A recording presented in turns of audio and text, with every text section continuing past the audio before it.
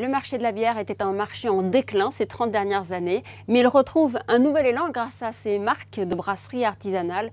On en compte un millier en France, il y en a une vingtaine en Centre-Val de Loire. Leur nombre a été multiplié par 5 sur tout le territoire ces 10 dernières années. Parmi elles, la brasserie du Vauvert, elle est à Mardié. C'est celle de Cyril Bourassin, un brasseur bio qui pousse l'exigence jusqu'à produire lui-même une partie de son houblon. Regardez. Sur ces terres de Mardié, dans le Loiret, le long de ces poteaux, c'est une histoire savoureuse qui prend racine. Là poussera au printemps le houblon, dont on fait la bière de la brasserie du Vouvray. Je suis en train d'implanter une houblonnière et dans quelques années, les houblons grimperont jusqu'au sommet des poteaux là. Comme j'ai toujours admiré un peu les vignerons, c'est un petit peu mon petit côté, revenir un peu au terroir. Parce que le houblon, on a un petit peu l'effet terroir qu'on peut avoir dans la vigne, c'est-à-dire qu'il y a différentes variétés, un peu comme les cépages de vin, et on peut jouer sur ces variétés-là pour donner différents goûts et différents arômes à la bière en fait. Mais avant que d'ajouter du houblon, il faut concasser de l'orge maltais, bio lui aussi, et produit dans le Berry à Issoudun. Cet orge maltais est alors versé dans de l'eau bouillante, c'est la phase d'empâtage. Ça sent bon la céréale. Donc on va surveiller la température, parce que la température d'empâtage en fait est super importante.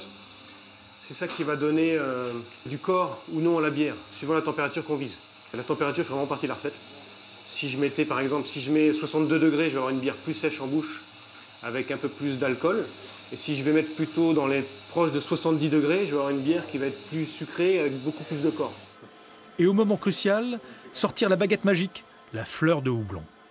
Alors le houblon, c'est un peu l'épice de la bière, c'est ce qui va donner un petit peu d'arôme supplémentaire à la bière et ce qui peut donner aussi l'amertume. Au départ, on l'utilise parce que c'est un conservateur naturel, mais ce qui est super intéressant, en fait, c'est vraiment l'arôme. Voilà, ça sent super bon. On peut avoir, suivant les variétés de houblon, on peut avoir des arômes de litchi, de pamplemousse, de fruits exotiques. Cette infusion de houblon dans de l'orge maltais, il est alors temps de la mettre à fermenter. Donc voici ma salle de fermentation. On fait ce qu'on appelle la fermentation alcoolique. Donc là, c'est vraiment la même chose que dans le vin. C'est-à-dire qu'on a un jus sucré du coup, qui vient de la céréale. Et donc on va rajouter des levures. Les levures vont manger le sucre et vont le transformer en alcool et en gaz. On laisse à peu près 3 semaines en cuve. Mais là où il suffit 5 jours à l'industrie lourde de la bière pour sortir ses canettes, à la brasserie du Vouvray, 3 semaines après, la fermentation continue. Donc la fermentation continue parce qu'à la mise en bouteille, on va rajouter du sucre pour que les levures retravaillent dans la bouteille et fassent le gaz à l'intérieur de la bouteille. C'est la méthode ancestrale pour faire la bière gazeuse. Méthode ancestrale, mais sur fond de rock'n'roll, car la musique est le fil conducteur de ces 7 sortes de bières, dans des bouteilles décorées par Samuel Roux, graphiste voisin. Le Purple Ale, par exemple, c'est inspiré par... C'est pour Jimi Hendrix. Jimi Hendrix, la One Love, ça va être plutôt Bob Marley, forcément. Et forcément, la Dark Side of the Moon, c'est les Pink Floyd, l'album mythique.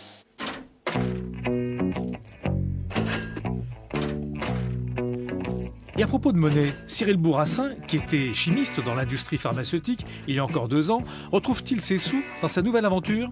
Je vise pas les salaires que je me faisais avant, mais c'est différent. Voilà, je vis d'une passion, donc ça c'était un peu ce qui me manquait, on va dire, avant.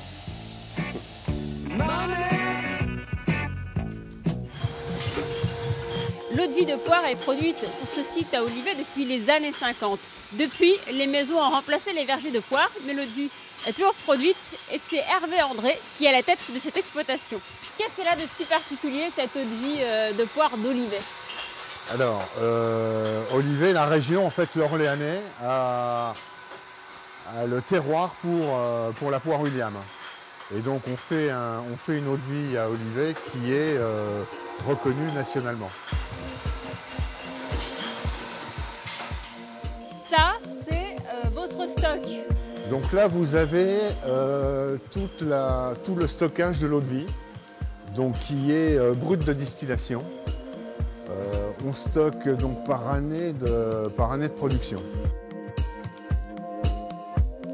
Elle reste en cuve au moins 4 ans. Aujourd'hui, on est en train de commercialiser, on termine 2012 et on commence un peu 2013. Combien vous en vendez chaque année? On vend 9000 litres d'eau de vie, ce qui représente un peu plus de 20 000 bouteilles. C'est un marché très concurrentiel ou pas? Ah, il y a de la concurrence, il y a 6000 distillateurs en France. Donc nous voilà dans le magasin, donc vente directe aux consommateurs. Et donc là, ce sont des produits du Loiret, de la région en tout cas. C'est des produits de la région. Et c'est un plus d'être estampillé Loiret, parce que c'est pas le département qui est le plus connu en France. Nos clients cherchent de plus en plus à consommer sur du local, donc s'ils ont un produit de qualité en local, ils vont le privilégier. Tout ça, c'est notre gamme. On distribue directement nos produits. On vend 50% en direct sur le magasin. Donc sans le magasin, c'est pas tenable. Sans le magasin, il n'y a plus d'eau de vie de poire. L'eau de vie de poire d'Olivet disparaît.